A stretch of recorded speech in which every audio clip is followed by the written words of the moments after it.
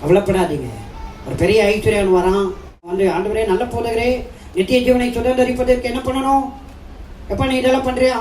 எல்லாம் கடைப்பிடிக்கிறேன், கட்டளைகள் எல்லாம் கடைப்பிடிக்கிறேன், எல்லா நியாய பிரமாணங்களையும் கடைப்பிடிக்கிறேன் எல்லாம் சொன்னான். சரி, உனக்கு நிறைய சொத்து இருக்குல்ல, நிறைய பணம் இருக்குல்ல, அதை கொஞ்சம் என்ன பண்ணு, ஏழைகளுக்கு கொடு.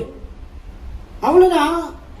மிகவும் துக்கத்தோட வருத்தத்தோட மனம் உடைந்து வீட்டுக்கு போயிட்டானா. அவன் கவனம், அவன் உணர்வெல்லாம் வசனத்துல இல்ல, படிச்ச ஆண்டவரை கடைப்பிடிச்ச ஆண்டவரை சொன்னான்.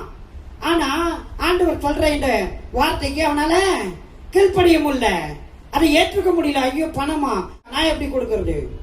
கடவுள் கொடுக்க சொல்றாருன்னா கொடுத்து பாருங்க, அவர் திரும்ப கொடுப்பார்.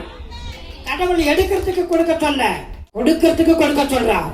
சொல்லுங்க, ஆண்டவரே என்கிட்ட இருந்து பிடுங்கிறதுக்கு அல்ல, என்னை எம்டியாக்க இல்ல, நிரம்பி வழிவதற்காக அவர் கேட்கிறார். கேட்கும் போது நான் கொடுப்பேன், ஆனால் அவர் 100 மடங்கு இம்மையில தருவார், மறுமையில தருவார். ஆமேனா இல்லையா? எங்க கர்த்தர் கேட்கிறார்னா அவர் யாருக்கு கடனாளியா இருக்க மாட்டார். நீங்க இந்த உலகத்துல இருந்து போறதுக்கு முன்னாடியே நீங்க இந்த உலகத்துல பொருட்களை பணங்களை எதை கொடுத்தாலும் அதை அவர் திரும்ப கொடுக்காம இருக்க மாட்டார்.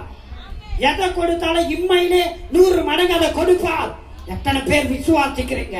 விசுவாசித்தால் தேவ மகிமையை காண்பீர்கள். ஆமெனா இல்லையா? அவர் நல்லவர், அவர் உண்மை உள்ளவர். ஆமென்.